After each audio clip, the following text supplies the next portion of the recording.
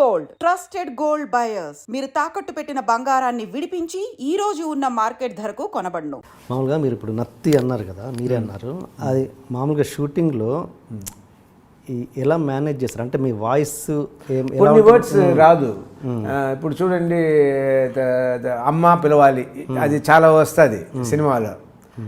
వచ్చి అమ్మాట పిలువు అంటే ఆ అమ్మ రాదు. ఇప్పుడు ఏదో వచ్చేస్తుంది ఫాస్ట్గా. అక్కడ అన్ని కెమెరా పెట్టినప్పుడు అమ్మ అని రాదు. దాన్ని ఏం చేస్తాను, వెళ్ళి తలుపు ఉంటుంది కదా, ఆ తలుపు కొట్టుతూ అది ఒక అమ్మ, దాని ఒక ఇనిషియల్ మూమెంట్, ఒక హెల్ప్ కావాలి. అలా తలుపు కొట్టేసేస్తాను. అది ఒకసారి అంటే రవిరాజ తలుపు కొట్టకుండా అమ్మని పిలవండి సార్ అన్నారు.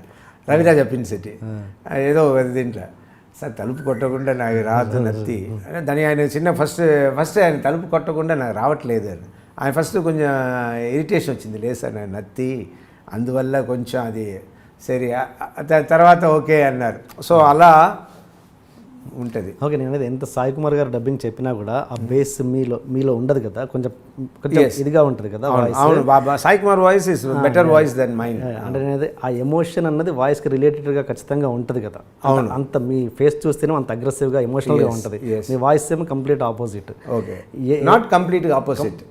వినండి, ఫస్ట్ నుంచి నా వాయిసే విని ఉంటే, మేము నానా పటేకర్ ఉన్నారు, ఆయన వాయిస్ పెద్ద వాయిస్ కాదు, ఆయన బాడీకి తగ్గట్టు ఉంటుంది.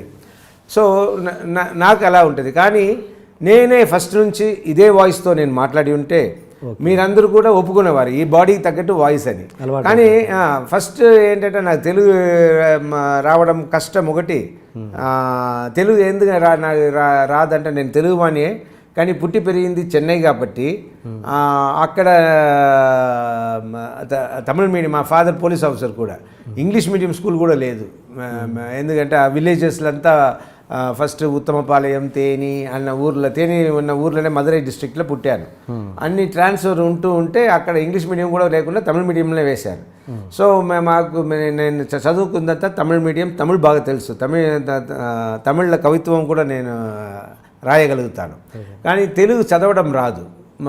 మా ఇంట్లో మా తెలుగే మాట్లాడుకుంటాం, కానీ తమిళ్ మిక్స్ అయిన తెలుగు, చెన్నై తెలుగు మీకు ఎలా ఉంటుందో అలా 30-40% మన తెలుగు వాళ్ళు ఉన్నారు చెన్నైలో.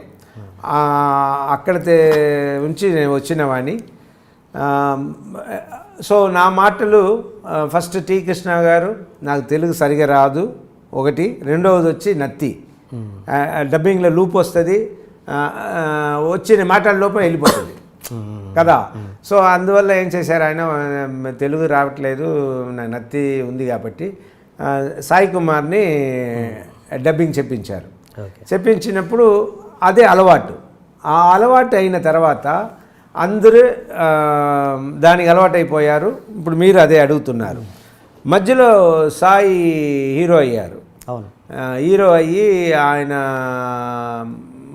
ఒక మాట అన్నారు, నా weapon, voice is my weapon, year after I will not use for anybody else అన్నట్టు ఆయన ఒక స్టేట్మెంట్ ఇచ్చారు. అప్పుడు నేను సుమన్ గారికి నా వాయిస్ ఇస్తున్నారు. సో మేమిద్దరూ వేరే వాయిస్కి వెళ్ళాల్సిన అవసరం వచ్చింది. సో నేను అప్పుడు సాయి వాయిస్కి దగ్గర ఉన్న వాయిస్ ఏ వాయిస్ అని వెతికాము. వెతికితే శ్రీనివాసమూర్తి అన్న ఆయన వాయిస్ సాయి వాయిస్కి దగ్గర ఉండింది. సో ఆయన వాయిస్, ఆయన తర్వాత శివయ్య అన్న సినిమాలో ఫస్ట్ ఆయన చెప్పారు నా సినిమాలో. సో చెప్పి శివయ్య, సింహరాశి, మా అన్నయ్య, మా ఆయన బంగారం, అన్న, ఇదంతా వచ్చి శ్రీనివాసమూర్తి ఓ 10 years నాకు వాయిస్ ఇచ్చారు శ్రీనివాసమూర్తి. తర్వాత మా సాయి మదర్ ఉంటూ ఎప్పుడు సాయిని తిడుతూ ఉంటారు, నువ్వు రాజశేఖర్ వాయిస్ ఇవ్వాలి, how can you say no అని తిడుతూ ఉంటారు. నన్ను చూసినప్పుడు కూడా చెప్తూ ఉంటారు, వాడి బుద్ధి లేదమ్మా, నేను చెప్తూ ఉంటాను వాయిస్ ఇవ్వమని అని ఆవిడ అంటూ ఉంటారు నా దగ్గర. తర్వాత ఆవిడ చనిపోయినప్పుడు ఆవిడ డైరీలో కూడా రాసి పెట్టినారంట, సాయి నువ్వు ఎప్పటికైనా నువ్వు రాజశేఖర్కి వాయిస్ ఇవ్వాలి అని. సాయి అది నాకు చెప్తూ ఉంటాడు. చెప్తున్న తర్వాత మళ్ళీ మేము సరే అయితే సాయి మళ్ళీ నాకు వాయిస్ ఇవ్వు అని, నేనే ఎవడైతే నాకేంటి కదా, ఎవడైతే నాకేంటి సినిమాలో మళ్ళీ చెప్పించాను, మా ఓన్ ఫిలిం అది. మళ్ళీ చెప్పించిన తర్వాత మళ్ళీ సాయే చెప్తున్నారు. అప్పటి నుంచి చెప్తున్నారా? ఎవడైతే నాకేంటి నుంచి ఓకే.